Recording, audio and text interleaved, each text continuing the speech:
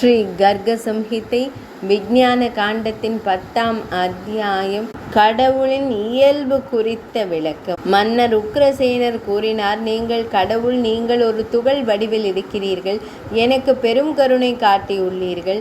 பகவான் ஸ்ரீ கிருஷ்ணரை வழிபடும் முறையை உங்கள் வாக்கிலிருந்து விரிவாக செவிமடுத்திருக்கிறேன். இதில் என் வாழ்க்கை வெற்றியடைந்துள்ளது. மக்கள் மூடத்தனம் நிறைந்தவர்கள். அவர்கள் பேராசை, பற்று, கர்வம் ஆகியவற்றால் மதிமயங்கிவிட்டனர்.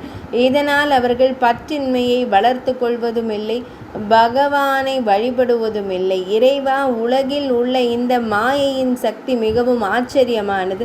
இறைவா, இந்த மாயை எப்படி ஏற்பட்டது, அதை எப்படி நீக்குவது என்று தயை கூர்ந்து கூறுங்கள்.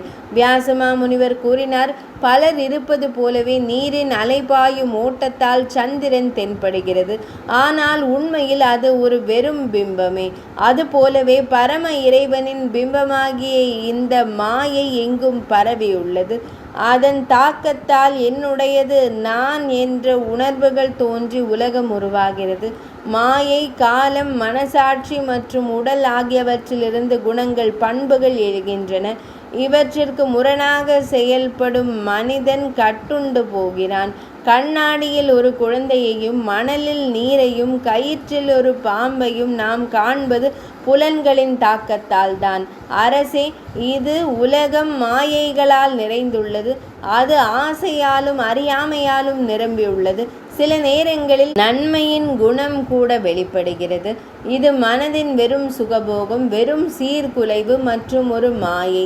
ராட்டையை போல அது வேகமாக மாறுகிறது. இதை புரிந்து கொள்ளுங்கள். நான் இதை செய்தேன், இதை செய்து கொண்டிருக்கிறேன், இதை செய்வேன், இது என்னுடையது, இது உன்னுடையது.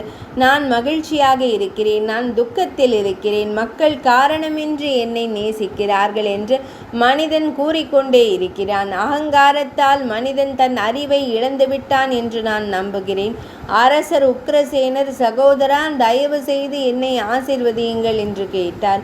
கடவுளின் குணாதிசயங்களை விவரிக்கவும் மேலும் வழிபாட்டு முறையில் அறிஞர்களால் பகவான் ஸ்ரீ கிருஷ்ணரின் எத்தனை வகையான குணாதிசயங்கள் குறிப்பிடப்பட்டுள்ளன என்பதையும் கூறவும். ஸ்ரீ வியாசமா முனிவர் கூறினார், நித்திய இறைவனின் பிறப்பு மற்றும் அவர்கள் மரணத்திற்கு அப்பாற்பட்டவர்கள். துக்கமும் பற்றும் அவர்களை நெருங்குவது கூட இல்லை. இளமைக்கும் முதுமைக்கும் இடையில் எந்த வேறுபாடும் இல்லை. அவர்கள் அகங்காரம், கர்வம், துக்கம், மகிழ்ச்சி, பயம், நோய், பசி, தாகம், ஆசை, காமம், மனநோய் ஆகியவற்றிற்கு அப்பாற்பட்டவர்கள். முனிவர்கள் உணர்ந்த ஆன்மா களங்கமற்றது, உடலற்றது, எங்கும் இயக்கம் கொண்டது, அகங்காரமற்றது, தூய சக்தியும் ஆகும். அவர் எல்லா குணங்களையும் உடையவர், இயல்பாகவே எல்லாவற்றிற்கும் அப்பாற்பட்டவர், தன்னிலேயே தூய்மையானவரும் மங்களகரமானவரும் ஞானத்தின் வடிவமுமாகவும் இருக்கிறார். இவ்வுலகம் உறங்கும் போதும் அந்த ஆன்மா விழித்திருக்கிறது. இந்த உடலுள்ள மனிதன் அவரை அறியான், ஆனால் அவன் அனைவரையும் உணர்கிறான். அவரே மூலப்பொருள். அவர் அனைவரையும் காண்கிறார், ஆனால் இந்த உயிரினத்தால் அவரை உணர இயலாது. அந்த தூய்மையான மற்றும் தூய்மையற்ற ஆன்மாவை நான் வணங்குகிறேன். வானம் குடத்தாலும் நெருப்பு விறகாலும் காற்று தூசியாலும் சூழப்படாதது போலவும், நிறங்கள் தூய படிகத்தில் எந்த சிதைவையும் ஏற்படுத்தாதது போலவும் இந்த நித்திய மனிதன் குணங்களை கொண்டிருந்தாலும் அவற்றால் சூழப்படவில்லை. சத் என்ற சொல்லால் வெளிப்படுத்தப்படும் அந்த பரம்பொருள் குணங்கள், வெளிப்பாடுகள், நயமான அர்த்தங்கள், நயமான சொற்கள் மற்றும் சிறந்த நற்பண்புகளாலும் கூட அறிவிற்கு உட்படாத ஒன்றாகும். அப்படி என்றால் ஒரு உலகியல் ஜீவன் அவரை எப்படி அறிய முடியும்? இந்த உலகில் எத்தனை பேர் அவரை செய்பவர் என்றும், எத்தனை பேர் செயல்கள் என்றும், எத்தனை பேர் காலம் என்றும், எத்தனை பேர் மிக அழகானவர் என்றும், எத்தனை பேர் எண்ணங்கள் என்றும் அழைக்கிறார்கள். ஆனால் வேதாந்த அறிஞர்கள் அதை பிரம்மம் என்று அழைக்கிறார்கள். அந்த பரபிரம்ம காலத்தால் எழும் குணங்களால் தீண்டப்படாதது மாயை, புலன்கள், மனம், புத்தி மற்றும் மகாத்மாவால் கூட அதை புரிந்து கொள்ள இயலாது. வேதங்களால் அதை விவரிக்க இயலாது. மேலும் அனைத்து ஜீவராசிகளும் நெருப்பில் தீப்பொறிகளைப் போல அதில் கலந்து விடுகின்றன. அங்குதான் கடவுள் மேலானவராக இருக்கிறார். பக்தர்கள் ஹிரண்ய கர்ப்பர், பரமாத்மா மற்றும் வாசுதேவர் என்று அழைக்கும் பரமபுருஷ பகவானின் தெய்வீக வடிவத்தை குறித்து ஒருவர் சிந்திக்க வேண்டும். ஒரே சந்திரன் பல நீர்நிலைகளில் வெவ்வேறாக தோன்றுவதையும் அதே சந்திரன் எல்லையற்ற காடுகளில் இருப்பதையும் போல அதே பரமபுருஷன் தன்னால் படைக்கப்பட்ட பல்வேறு உயிரினங்களுக்கு உள்ளேயும் வெளியேயும் வீற்றிருக்கிறார். சூரிய உதயத்திற்கு பின் இரவின் இருள் மறைந்து வீட்டின் பொருட்கள் மனிதர்களுக்கு தெரிவதை போல ஷணனின் தோற்றத்தால் அறியாமை எனும் இருள் மறைகிறது. தப்பி ஓடுகிறான். பின்னர் மனிதன் உடலில்தான் பிரம்மத்தை அடைகிறான். புலன்களின் போக்குகள் வெவ்வேறாக இருப்பது போல அவற்றின் வேறுபாடுகள் குணங்கள் எனும் ஒரே பொருளில் பல்வேறு அர்த்தங்களை உணர வழிவகுக்கின்றன. அதுபோலவே முனிவர்களின் பல சாஸ்திரங்கள் இருந்தாலும் நித்தியமான பரம இறைவனின் மகிமை மிக்க வடிவம் ஒன்றே. தனது பக்தர்களுக்கு கருணை காட்டுவதையே இயல்பாக கொண்டவரும் முக்தியின் நடனமுமானவருமான நூக மன்னனை காப்பாற்றியவருமான நேரடியாக பகவான் ஸ்ரீஹரி பகவான் சந்திரனான பரமபுருஷ பகவான் கிருஷ்ணருக்கு எனது பணிவான வணக்கங்களை செலுத்துகிறேன்.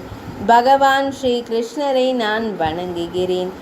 ஸ்ரீ நாரத மாமுனிவர் கூறுகிறார். இவ்வாறு உரைத்து வேதவியாசர் உக்ரசேன மன்னரிடம் செல்ல அனுமதித்தார்.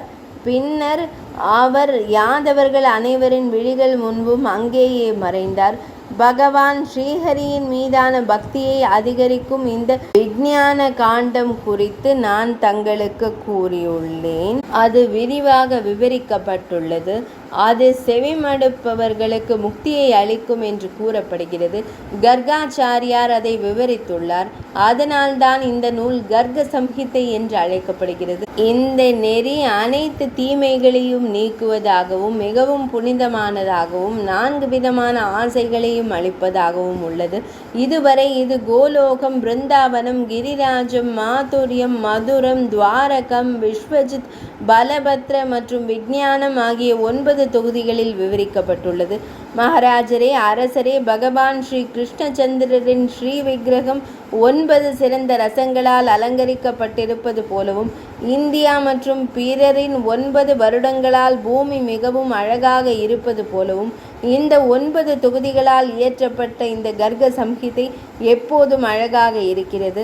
பகவான் ஸ்ரீ கிருஷ்ணரின் விரல்களில் சூளையிடப்பட்ட தங்க முத்திரை 9 ரத்தினங்களால் அலங்கரிக்கப்பட்டிருப்பது போல 4 குணங்களின் பலன்களை தரும் இந்த கர்க சம்ஹிதை செய்யுள் மற்றும் மெய் எழுத்துக்களால் அலங்கரிக்கப்பட்டுள்ளது.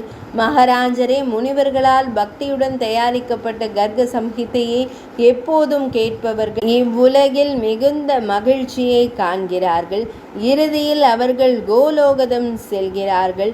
ஒரு வனத்து பெண்ணுக்கு கூட பல புத்திரர்கள் வேண்டும் என்கிற தீவிர ஆசை இருந்தால் கோமங்கிரடை அணிந்த ஸ்ரீ கிருஷ்ண பகவான் இந்த கதையை செவிமடுத்து வழிபட்டால் அவள் விரைவில் தன் இல்லத்தில் துப்பாக்கிகளில் பல குழந்தைகளுடன் வலம் வர துவங்குவாள்.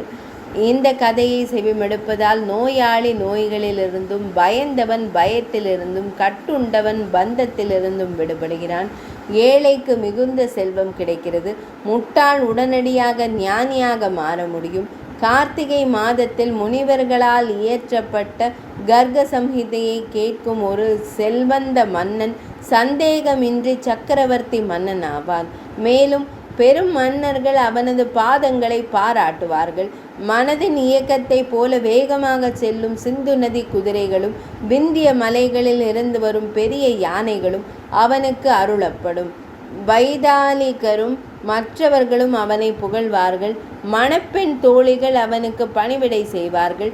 தங்க கொம்புகள், செம்பு முதுகு, வெள்ளி குழம்புகள் உடையவனும் ஆபரணங்களால் அலங்கரிக்கப்பட்டவனுமானவனுமான ஒவ்வொரு பகுதியையும் செவிமடுத்த பின்னர் அத்தகைய 2 பசுக்களை கொடுத்தால் அவனது விருப்பங்கள் அனைத்தும் நிறைவேறும். ஜானகி, எதிலும் பற்றுவின்றி முழு கர்க சம்ஹிதையையும் செவிமடுப்பவனுக்கு தன் பக்தர்கள் மீது மிகுந்த பிரியம் கொண்ட பகவான் ஸ்ரீ கிருஷ்ணன் அவனது இதய தாமரையில் வீற்றிருக்கிறார்.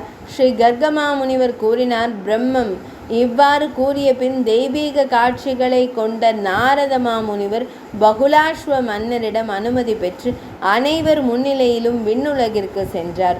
பின்னர் பகவான் ஸ்ரீஹரியின் இந்த சம்ஹிதையை கேட்ட அரசர் பகுலாஸ்வர் ஸ்ரீ கிருஷ்ணச்சந்திரனை தியானித்து தான் பிரம்மம் அடைந்ததாக உணர்ந்தார். உங்கள் கேள்விக்கு பதிலளிக்கும் விதமாக இந்த சம்ஹிதையை நான் தங்களுக்கு கூறியுள்ளேன். தாங்கள் இதை கேட்டாலோ அல்லது வேறு யாராவது ஓதச் செய்தால் அது 1 கோடி யாகங்களின் பலனை தரும். ஸ்ரீ சௌனக முனிவர் கூறினார், முனிவரே, உங்கள் மத்தியில் இருப்பது எனக்கு பெரும் பாக்கியமாகவும் நிறைவாகவும் உள்ளது. பகவான் ஸ்ரீ கிருஷ்ணரின் மீதான என் அன்பை அதிகரிக்கும் இந்த உன்னதமான பக்தியையும் நான் பெற்றுள்ளேன். மானசரோவர் ஏரியில் உலவும் அன்னமாகவும் முனிவர்களின் பரந்த இதயங்களாகவும் ஆனந்தம் நிறைந்த இனிய ஓசைகளை வீசும் புல்லாங்குழலை கொண்டவராகவும் உலகம் முழுவதும் பரவிய கலையை கொண்டவராகவும் சூரசேன மன்னரின் வம்சத்தில் அவதாரம் எடுத்தவராகவும் முனிவர்களால் போற்றப்படுபவராகவும் தனது வலிமையான கரங்களால் கம்சனை கொன்றவராகவும் விளங்கும் பகவான் ஸ்ரீ கிருஷ்ணர் உங்களை காக்கட்டும்.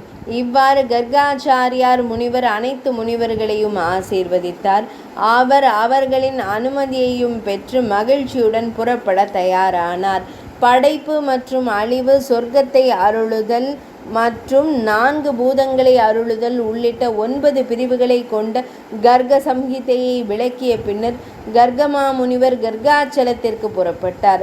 இலையுதிர் காலத்தில் மலரும் தாமரைகளின் அழகை கொண்டிருப்பதாலும் முனிவர்களின் வடிவில் உள்ள வண்டுகளால் தொடர்ந்து உண்ணப்படுவதாலும் உட்கொள்ளப்படுவதாலும் வண்டு மற்றும் தாமரையின் அடையாளங்களால் மூடப்பட்டிருப்பதாலும் தங்க கொப்புகள் பிரகாசிப்பதாலும் பக்தர்களின் துன்பத்தை எப்போதும் போக்குவதாலும் தெய்வீக வெளிப்படுவதாலும் ஸ்ரீ ராதாபதி பகவான் ஸ்ரீ மகாவிஷ்ணுவிற்கு மிகவும் வெறுப்பானதாகி வரும் அவரது தாமரை திருவடிகளை என் இதயத்தில் நிலைநாட்டுகிறேன். ஸ்ரீ கர்க சம்ஹிதையின் விஞ்ஞான காண்டத்திலுள்ள நாரத மாமுனிவர் மற்றும் பகுலாஸ்வ மன்னருக்கு இடையிலான சம்வாதம் என்று அழைக்கப்படும் உரையாடலில் உருவான பரமாத்மாவின் இயல்பு குறித்த விளக்கம் என்ற தலைப்பு கொண்ட 10ஆம் அத்தியாயம் இனிதே நிறைவடைந்தது. ஸ்ரீ கர்க சம்ஹிதையின் 9ஆம் காண்டமான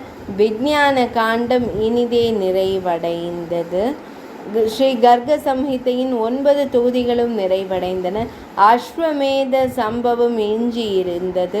அதை கூறுவதற்கு முனிவர் மகரிஷி கர்காச்சாரியார் கதையை மீண்டும் தொடங்கி அஸ்வமேத பகுதியினை கூறுவார். அப்பொழுது கர்க சம்ஹிதை முழுமையாக நிறைவடையும்.